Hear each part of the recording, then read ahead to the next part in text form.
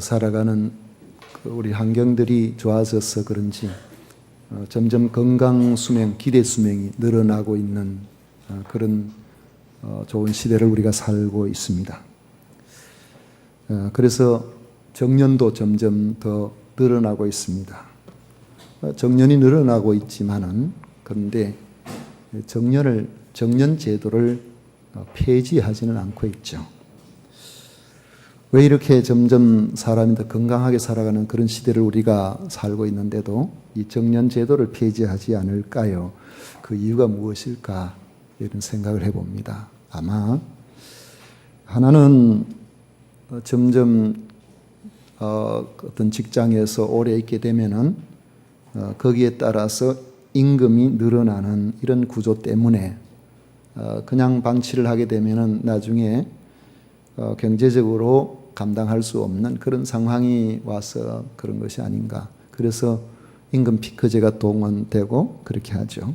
또 한 가지는 신체 능력이나 정신적인 능력의 저하로 우리가 직무 수행을 감당하는데 차질을 빚을 수 있기 때문에 특히 신체를 많이 사용하는 그런 곳에는 또 정년이 더 짧고 그렇지 않은 것에도 특정한 날짜, 어느 정도의 나이가 되면은 그곳에서 계속 하지 못하도록 그렇게 일괄적으로 나이를 정해놓고 정년을 시킵니다. 정년퇴직을 시키죠.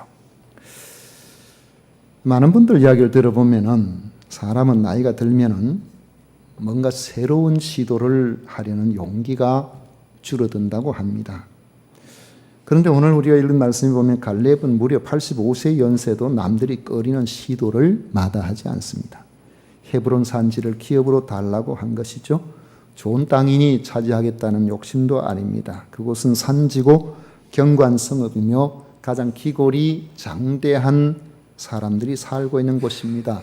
그곳을 차지하기 위해서는 반드시 전쟁을 치러야 하는 상황입니다. 그럼에도 갈렙이 헤브론을 자신의 기업으로 요구한 것은 이유가 있습니다. 자기 개인의 욕심이 아니라 하나님의 약속에 대한 믿음 때문이었습니다. 그 믿음을 하나님께서 귀하게 보셔서 복을 주셨는데 오늘 본문 강해를 통해서 우리도 이 갈렙의 믿음을 나누어 가져서 하나님께서 기뻐하시는 우리의 삶이 되시기를 축원합니다. 본문의 시대적 배경은 가나안 전역의 주요 거점에 대한 정복 전쟁이 거의 마무리된 시점입니다. 처음에 중부지방으로 치고 올라가서 남과 북을 갈라놓고 그리고 뜻하지 않게 남쪽에 주요한 세력들이 연합해서 기부원을 치러 오는 바람에 남쪽을 순식간에 초토화시키면서 남부지방에 힘을 내지 못하도록 그렇게 만들었습니다. 남부지방까지 점령하는 데는 시간이 그렇게 많이 걸리질 않은 것 같습니다. 그리고 이제 북부지방으로 방향을 돌렸는데 여기에 상당한 시간이 걸려서 가나안 전체에 힘을 잃게 만드는 이 전쟁이 어느 정도 끝난 시점은 거의 한 6, 7년경과 되었다고 성경은 말씀하고 있습니다. 이런 이제 주요한 전쟁이 끝난 이후에 각 지파들이 그들이 머물고 있는 기지인 길갈에서 기업을 분배받는 일을 합니다. 오늘 우리가 읽은 이 갈렙과 관련된 말씀은 바로 기업을 분배받는 일 중에 일어난 에피소드입니다. 유다 자손이 기업을 분배받기 위해서 지도자 여호수아에게 나왔는데 유다 자손의 유력한 대표들이 나온 그곳에 갈렙이 있었다는 겁니다. 그런데 6절을 보면 갈렙을 그니스 사람 여분네의 아들이라고 소개하고 있습니다. 그니스 사람이라는 것은 이렇게 소개하는 것은 어떻게 보면은 이 갈렙의 출신을 이야기할 때에 갈렙에게 부정적으로 돌아갈 수 있는 말일 수도 있습니다. 왜냐하면은 이 그니스는 에돔 족속 중에 한 분파거든요. 창세기 36장 11절 15절 나옵니다만 그니스는 에서의 손자입니다. 에서의 손자들 중에서 한 가문을 이룬 사람입니다. 갈렙이 바로 그니스 사람 여분네의 아들이라는 이렇게 말로 소개하고 있는 것은 이스라엘 백성들은 자기들이 자신들이 정통적인 유대인으로서의 자긍심을 갖는 것이 아브라함, 이삭, 야곱의 후손이라는 데 있습니다. 왜 그러냐면 하나님께서 아브라함의 자손 가운데서 장자인 이스마엘이 아니라 이삭을 선택하셨고 이삭에게서 난 쌍둥이 가운데에서 큰 아들 에서가 아닌 야곱을 택하셔서 12지파를 만드시고 그 12지파 안에 들어오는 사람들이 정통 이스라엘 사람들인 것이죠. 그래서 나는 아브라함의 자손이다라고 말할 때는 거기에 덧붙여서 그들의 조상이 아브라함과 이삭과 야곱의 혈통을 이어받았다는 데 의미가 있는 겁니다. 그런데 갈렙의 경우에 그니스 사람 여분네의 아들이라고 이야기해 버리면은 아브라함과 이삭은 물론 그들의 조상이 되지만은 야곱이 그들의 조상이 되지를 못하는 겁니다. 형 에서의 자손이 되는 것이죠. 이스라엘 백성들이 출애굽할 때에 함께 나온 출애굽기 12장 38절에 보면은 수많은 잡족이 이스라엘 백성들과 함께 나왔다고 했는데 이 갈렙은 바로 그 수많은 잡족들 중에 한 사람이라는 것을 의미하는 겁니다. 그렇지만은 그가 여호와의 신앙을 받아들이고 유다 지파에 편입되고 그 안에서 모든 사람들의 인정을 받는 그러한 사람으로서 유다 지파들 가운데서도 중심적인 인물이 되어서 유다 지파의 지도자가 되었다는 것이죠. 하나님께서는 출애굽할 때에 그 당시에 같이 나온 1세대 20세 이상의 남자만 60만 명이 넘는데 그들 가운데서 광야 생활 40년 동안 죽지 않고 살아서 요단강을 건너서 가나안 땅에 들어가게 하신 단 두 사람 있죠. 여호수아와 갈렙이죠. 그 중에 한 사람이 됐다는 겁니다. 하나님께서 인정하시는 사람은 출신도 아니고 배경도 아니고 참된 믿음에 근거하고 있다는 사실을 명확하게 하고 있는 것입니다. 우리의 삶의 터전이 과거에 어떠했든지 간에 하나님께서 인정해 주시는, 하나님께서 붙들어 주시는, 하나님께서 우리를 통해서 기뻐하시는 그러한 일들을 감당하는 우리 모든 성도님들 되시기를 축원합니다. 최고 지도자인 여호수아에게 갈렙이 말하죠.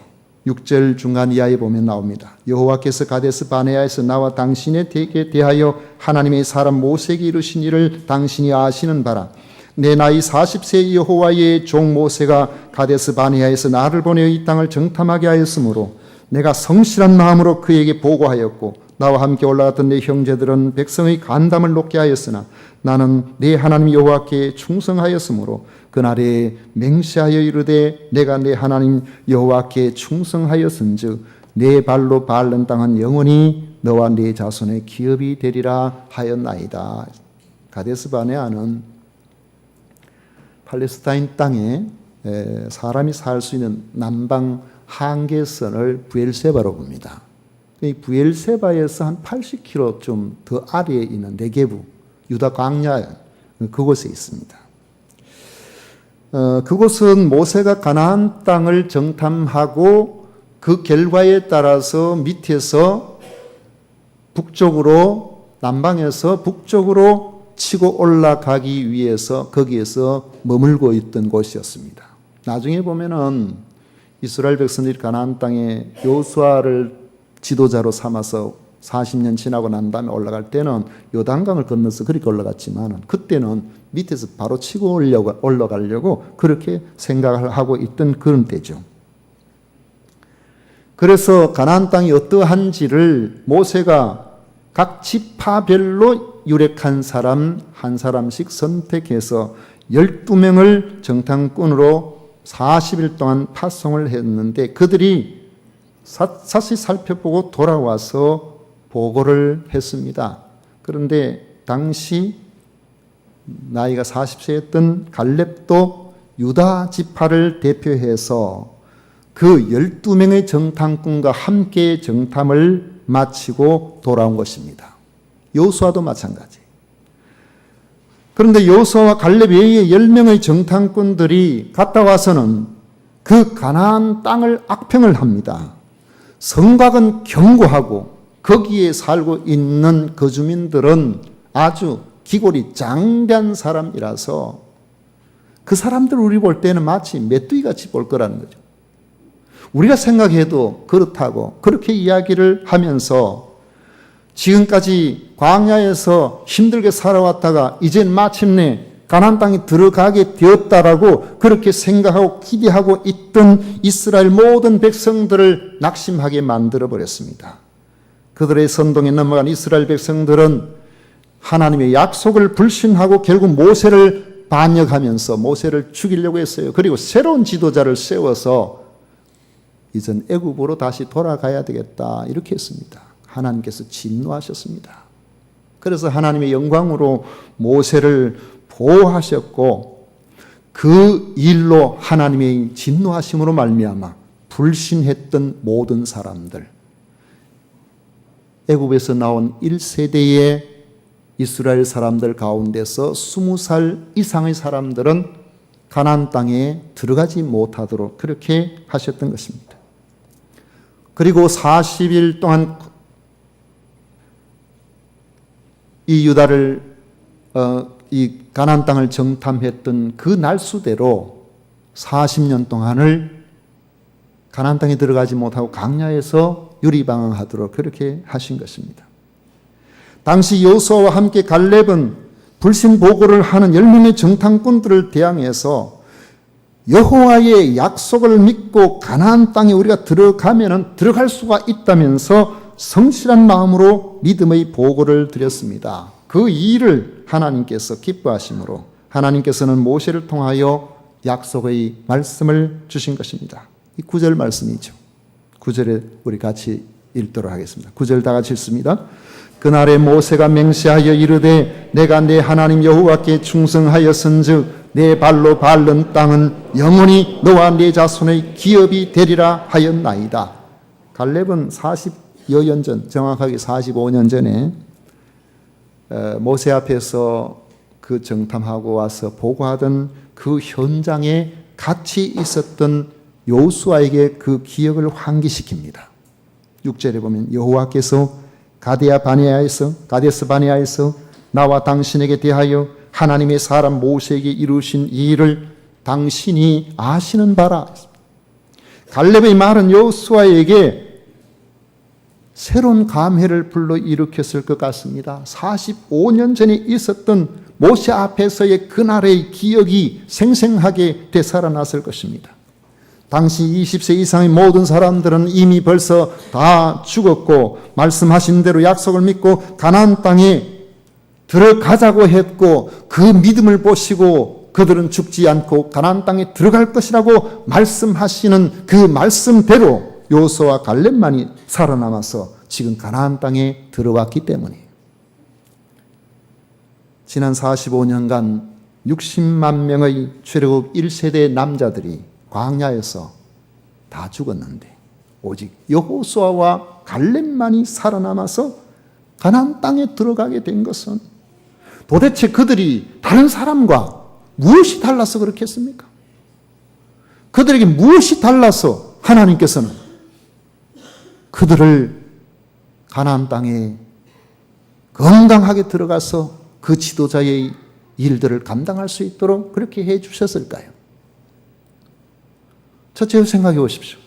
가나안 땅을 기업으로 주겠다는 하나님의 약속이 그들에게 특별해서 그럴까요? 그 약속을 믿을 수밖에 없도록 하나님께서 갈렙에게는 특별하게 그 약속을 상기시키는 방법을 주셨을까요? 밤에 잠을 자면 잠잘 때마다 꿈을 꿔서 너를 가나안 땅에 들어가도록 해주겠다. 그렇게 하셨을까요? 날마다 환상을 보았을까요? 그것이 아니었습니다. 그 약속은 당시 이스라엘 백성이라면 누구나 알고 있는 상식적이고 보편적인 약속이었습니다. 그 약속은 아브라함 때부터 주어진 약속이기 때문에 이스라엘 백성들이라면 모르는 사람이 없었어요. 애굽에서 나올 때도 그들은 목적지가 어딘지 알았습니다. 가나안 땅이었어요. 하나님이 주시겠다고 말씀하셨거든요. 갈렙도 알고 있고 모든 이스라엘 백성들도 다 알고 있는 그 약속이었습니다.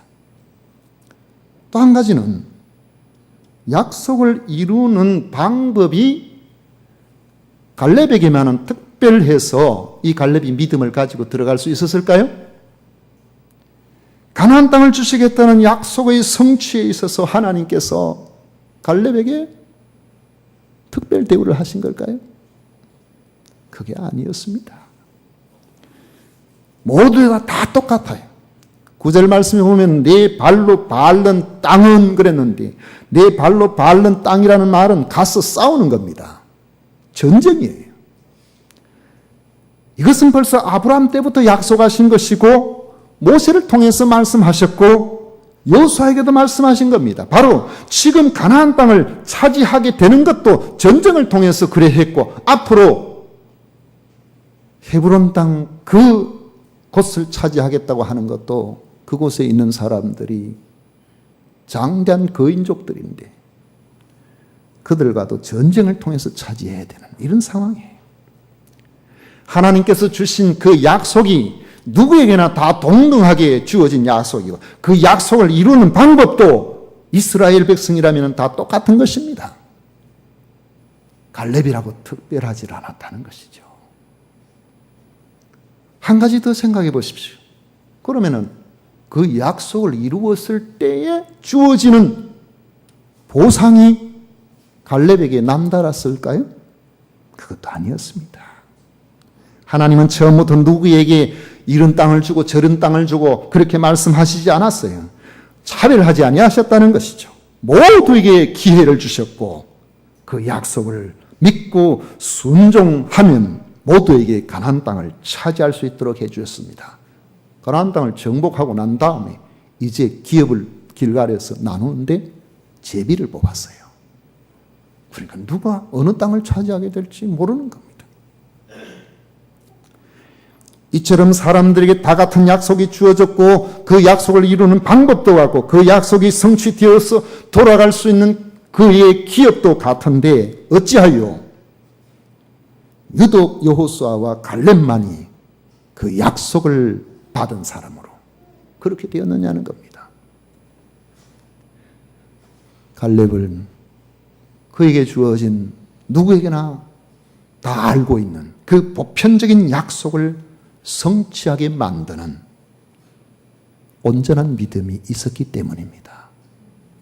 갈렙은 가데스 바니아에서 하나님께서 모세를 통하여 말씀하신 그 약속을 45년이 지나도록 잊지를 않았습니다. 10절에 보십시오. 이제 보소서 여호와께서 이 말씀을 모세에게 이루신 때로부터 이스라엘이 광야에서 방황한 이 45년 동안을 여호와께서 말씀하신 대로 나를 생존하게 하셨나이다. 오늘 내가 85세로 되었습니다. 가나안 땅을 정탐하고 모세에게 가데스 바네아에서 보고할 때 갈렙의 나이가 40세였습니다. 당시에도 갈렙은 아무리 가나안 땅에 들어가는 것이 어려워도 하나님께서 약속하셨기 때문에 그 약속을 믿고 들어가면 하나님께서 들어가게 해 주신다는 것을 믿었습니다. 그런데 45년의 세월 속에서 믿지 못하는 모든 사람들이 다 광야에서 나이 들어 죽고 병 들어 죽고 다 죽었다. 그렇지만은 여호수아와 갈렙만은 약속의 말씀을 끝까지 믿었습니다. 그들은 약속대로 가나안 땅에 들어갔습니다. 그리고 거기에서 6, 7년간의 정복 전쟁은 계속되었습니다. 이제 가나안 땅을 거의 제압하고 이제 구석구석 남아있는 사람들만 어떻게 하면 되는 그런 상황이에요. 그런데 아직도 갈렙에게는 성취되어야 할 약속이 남아 있었습니다. 바로 정탐꾼들이 가장 겁을 냈던 아낙 자손들이 살고 있던 헤브론 산지를 하나님께서 모세를 통해서 갈렙에게 약속하셨던 거죠. 그걸 기억하고 있어요. 그 약속이 아직 성취되지 않았던 겁니다. 어느덧 갈렙의 나이가 85세가 되었습니다. 그 연세에 이제 좀 편하게 살고 싶고 이제 전쟁도 지긋지긋하지 않은, 그러니까 이제는 그만 좀 모든 것을 넣고 다른 거는 후배들에게 다 양보하고 싶고 그럴 수도 있겠지만은 갈렙은 하나님의 약속을 기억했습니다. 너에게.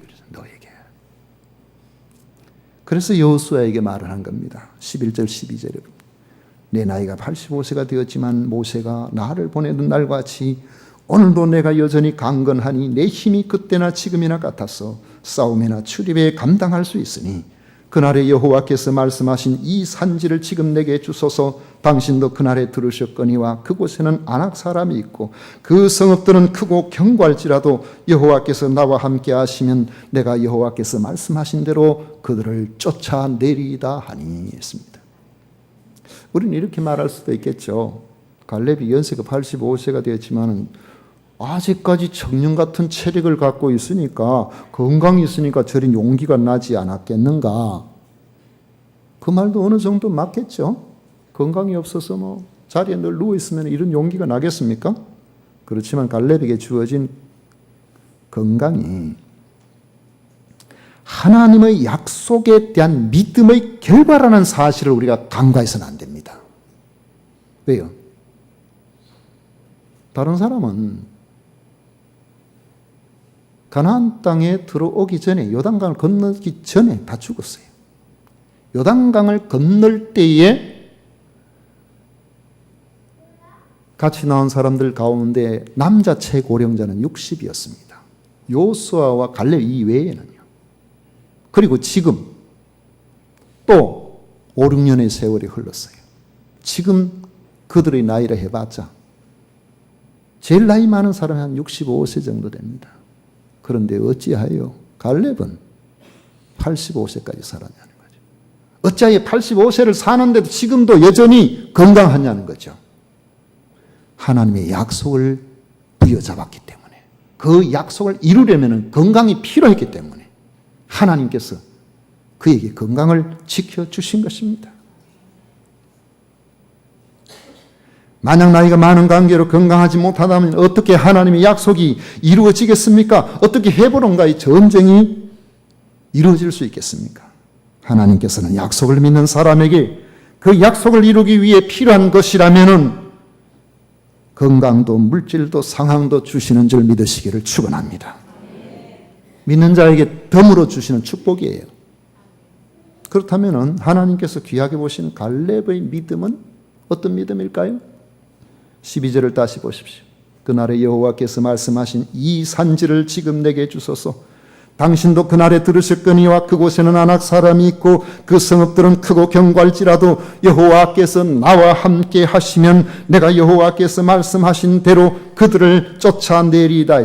45년 전이나 지금이나 그가 치고 올라가야 될 헤브론에는 달라진 상황이 없습니다. 여전히 성은 견고하고 그곳에 사는 사람들은 아주 기골이 장대한 사람들이 있는데, 얼마나 큰 사람들이냐 하면은 특히 이 아낙 자손들은 이제 우리가 잘 알고 있듯이 그 골리앗이 아낙 자손이거든요. 그인족이에요. 그인족 출신이라고요. 그런데 오늘 여기 이 말씀에 보면은 15절에 헤브론의 옛 이름은 기랏 아르바라. 아르바는 아낙 사람 가운데서 뭐랍니까? 가장 큰 사람이었더라 그랬어요. 헤브론에 사는 사람들은 아낙 자손들 가운데서도 가장 큰 사람들이 살고 있는 그런 곳입니다. 그런데 그 상황은 똑같아요. 45년 전이나 지금이나 똑같다는 거죠. 헤브론 산지에 여전히 장대한 아낙 사람들이 살고 있고 그 성읍들은 크고 견고합니다. 오히려 문제는 갈렙에게 있습니다. 아무리 사람이 건강한다든 85세가 됐는데 건강하면 얼마나 하겠습니까? 원기왕성하던 40세의 갈렙이 지금 이제는 지금 시대라고 해도 결코 적지 않은 그런 연세가 되어버렸다. 그러나 갈렙에게는 적들도 문제로 보지 아니하고 자기도 문제로 보지 않았습니다. 세월은 흘렀고 자신은 노인이 되었을지라도 자신에게 주겠다고 약속하신 하나님의 약속, 헤브론 산지에 대한 그 약속은 취소되지도 않았고 보류되지도 않았습니다. 지금까지 가나안 땅 정복도 약속을 믿고 싸울 때에 이기게 해 주셨기 때문에 헤브론 산지도 하나님의 약속에 대한 믿음으로 순종하면 하나님께서 이기게 해 주실 것을 믿었던 겁니다. 그래서 아무리 강하더라도 여호와께서 나와 함께 하시면 내가 여호와께서 말씀하신 대로 그들을 쫓아내리이다 말할 수가 있었던 겁니다. 여호수아도 그 약속을 알고 있었기 때문에 두말하지 아니하고 갈렙을 축복하고 헤브론을 기업으로 삼도록 했습니다. 그리고 갈렙과 갈렙을 따르는 유다 지파의 사람들은 헤브론 산지의 아낙 자손들과 싸웠습니다. 그리고 그 땅을 쟁취했습니다. 그 까닭을 14절은 그가 이스라엘을 하나님 여호와를 뭐라고요? 온전히 쫓았습니다. 온전히 쫓았습니다. 60만 명이 가나안 땅에 들어가지 못했는데 여호수아와 갈렙만이 가나안 땅에 들어갔고 헤브론 땅을 기업으로 차지하게 된 그 결과를 낳은 원인이 뭐냐 그러니까 여호와를 온전히 쫓았기 때문에 여호와를 온전히 쫓았기 때문에 이러한 평가는 신명기 1장 36절에서 이미 나와 있습니다. 오직 여분네의 아들 갈렙은 온전히 여호와께 순종하였은즉 그는 그것을 볼 것이요 그 바알른 땅을 내가 그와 그의 자손에게 주리라. 하나님 우리에게 원하시는 신앙은 온전한 신앙입니다. 갈렙의 신앙은 하나님을 만족하게 하는 신앙이었던 겁니다. 그렇다고 갈렙이 실수도 안 하고 부족한 것도 없고 그런 사람이란 뜻이 아니에요. 비록 부족하고 나약하지만은 하나님께서 약속하셨다면 그 약속을 믿고 믿음으로 따라가는 그 신앙이에요. 그래서 그런 신앙을 온전한 신앙이라고 하는 겁니다. 이런 신앙을 하나님께서는 기뻐하시고 이런 신앙에 하나님은 만족하시는 겁니다. 천지만물을 창조하신 전능하신 하나님이 만족하신다면 되는 거예요. 갈렙이 다른 사람과 다른 점은 그 약속을 믿고 그 약속을 그 어떤 환경보다도 중요하게 생각합니다. 말씀을 맺도록 하겠습니다. 하나님을 만족시킨 갈렙의 믿음이 특별한 여건 속에서 생겨났던 것이 아니라는 점을 기억하십시오. 갈렙이나 모든 이스라엘 백성들이 다 알고 있는 같은 약속입니다. 믿으면 구원을 받으리라. 여러분 다 알고 계시잖아요. 다 알고 있는 약속이에요. 그 약속은 전쟁을 통해서 성취된다고 말씀하신 점도 같습니다. 오늘 우리들이 하나님의 약속, 구원의 약속을 받았지만 이 땅에서 그 구원을 성취하는 것은 영적 전쟁하에 있습니다. 예수님 믿고 그냥 저절로 구원받는 것이 아니라 우리를 미혹하고 시험에 들게 하는 온갖 환경 속에서 우리는 싸워서 이겨야 되는 거죠. 두려워하지 말아야 되는 겁니다. 능히 감당할 수 있도록 하나님께서 우리에게 힘을 주시는 겁니다. 약속은 전쟁을 통해서 성취한다고 말씀하신 그런 점에서도 다른 사람과 갈렙이 다른 점이 없었죠. 그건 다른 점이 한 가지 있었습니다. 그 약속의 말씀을 그대로 믿고 아멘으로 받아들였다. 그걸 그대로 자기 것으로 받아들였다는 거죠. 그리고 하나님의 약속은 그 믿음대로 갈렙에게 응답으로 나타나게 해주신 겁니다. 오늘 우리가 얻은 구원도 마찬가지입니다. 로마서 10장 9절에 보면 오늘 내가 만일 내 입으로 예수를 주로 시인하며 또 하나님께서 그를 죽은 자 가운데서 살리신 것을 내 마음에 믿으면 구원을 얻으리라 했어요. 내 마음에 믿으면 구원을 얻으리라. 이 말씀은 이 세상 모든 사람들에게 오픈된 말씀이에요. 하나님이 세상을 이처럼 사랑하사 독생자를 주셨으니 이는 저를 믿는 자마다 멸망하지 않고 영생을 얻게 하려 하십니다. 누구에게나 다 오픈되어 있는 말씀. 우리에게만 특별히 나타나셔서 하나님께서 밤에 잠을 자는데 갑자기 200볼트 전기 흐르듯이 깜짝 놀라가지고 그래가지고 예수님에 대해 알고 그래 믿은 거 아니잖아요. 모든 사람들에게 다 오픈된 보편적으로 주어진 말씀이지만 구원은 믿는 자에게 주어지는 겁니다. 믿는 자가 받게 되는 거죠. 하나님의 복주심에 대한 말씀도 마찬가지입니다. 히브리서 11장 6절에 보면 믿음이 없이는 하나님을 기쁘시게 하지 못하나니 하나님께 나아가는 자는 그가 계신 것과 자기를 찾는 자들에게 상 주시는 이심을 믿어야 할지니라.